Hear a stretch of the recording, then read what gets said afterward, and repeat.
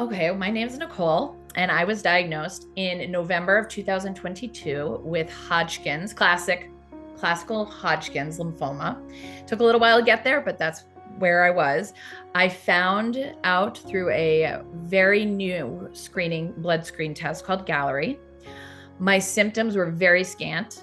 I only experienced general malaise. I had a rash appearing very randomly throughout maybe a 6-month period. And I truly was so desperate to feel heard and not alone. I had a different alone feeling before and after. The alone feeling before was because no one was listening.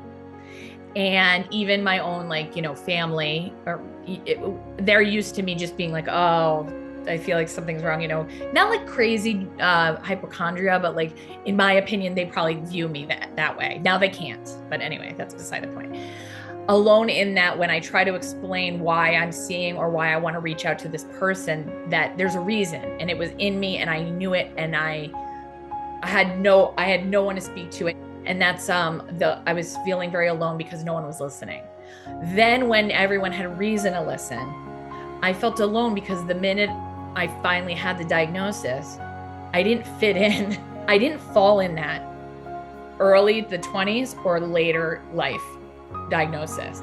And that made me wonder, well, what does that mean for how I'm treated? And what does that mean for how my life is? Because not only lifestyle and taking care of people and things and a house and life, it's also, wait, are you going to treat me chemically the same way that you would treat a 20-year-old? Because I don't think I can take it.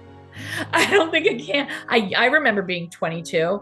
I was a lot cooler, thinner, and I had more energy. And now I don't. But also, are you going to treat me like those? So I felt like this, where are the people? I even posted in social media, are there any, like, I actually titled it, are there any people between the ages of like 35 and 45 or something like that, to just try to grab onto someone? Kind of pathetic, I know, but looking for examples or people, and what I would call a case similar to mine, maybe just a little. And that's where that loneliness fell into play. But I will tell you that my oncologist, even though they're not great with emotions, they do help in pointing you in the right direction of Leukemia Lymphoma Society again, but also the social workers. I had my therapist, and I also knew the more I dug and the more I reached out to others, even though they could be in another country, it helped. I can't even tell you how much it helps, because even just giving advice, like I said earlier, just a simple like advice of Miralax the day before, or have you tried this lotion because you have all these rashes, that the loneliness subsides a little bit when you know that you can reach out or you can get advice or you share something. And before I was diagnosed, frankly, I'm not sure how I even got through that loneliness, because no one really was listening until I got the results. So working hard I had to solve my own loneliness on that end, because I had to get the results to prove it's time to actually do something about it. So I guess the first portion of the loneliness, I really had to kind of fight.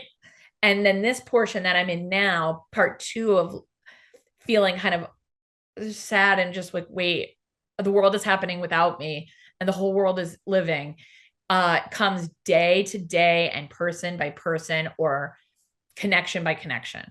And because the mental part is, I thank God I got a therapist, and my therapist hardcore. She does not like the crying. She does not like the whole, what if it doesn't work? She doesn't like any of that stuff. So, I mean, pick your therapist how you want, but I think I needed a hardcore drill sergeant, because I could go down a rabbit hole and be like, oh my God, and I do believe it's great to just talk about it instead of just pretending it doesn't exist. Because I'll tell you right now, if I didn't talk, unfortunately for some, I wouldn't be okay. I wouldn't be okay.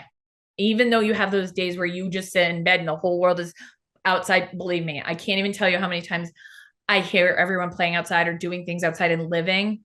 It's a beautiful day. It was 80 degrees on my birthday. I couldn't even move. It was just a wreck. You have to try to remember that it's up to you to reach out to just have a conversation. Um, anything, or just change your overall environment. So like instead of rotting in my room while the world is playing outside, I try to move myself onto the porch for a little while so I can see people or talk to people. I don't like when people come up to me a lot when I'm feeling really sick, but because I feel alone and I don't want to feel left out of the world, because you feel left out. You feel left out of the living world. And as much as I want to say that it gets better, I don't know if it will if I don't proactively do something about it. You're no longer part of the world you were, and you never will be again. You will never be the same again, no matter what. You could get better in yesterday. You will never be the same again. So you'll never have the same life. And I think that's a really tough thing to kind of get your head around. I have 3 kids and a husband, and I feel very, very alone in this house sometimes, because they have to do things. They have to be happy. They have to live. And I know, and I get it. And in terms of solutions, all I say is reach out to whoever. And if you can find someone that's a little bit has something similar with you, I would do it. I haven't done any in-person support groups, but I have loved Leukemia and Lymphoma Society and their online boards. I can't even believe how many older people are on there. Older meaning plus, like 70 plus, giving like really wise advice and being like, I am so lonely, but guess what? I'm getting up off my rear end. I'm pooped out. It's a little tiny things. And I'm just reaching out. I'll reach out to solve it. Because loneliness is really tough when you're sick, because you don't have the energy to solve it and you have to push yourself to solve it. So there are 2, there's actually 3 now, Facebook groups that I'm on. It's non-Hodgkins and Hodgkins specifically. And then there's one specifically for Hodgkins. And I'm also on refractory reoccurrence, just because they have great advice in regards to symptoms and being aware of your body post treatment, post first line of treatment. And I like to just know where I was and my feelings of my body, and was I right or was I off, or it's just good. And it's also, I'm proactively reaching out to moms who are in absolute panic.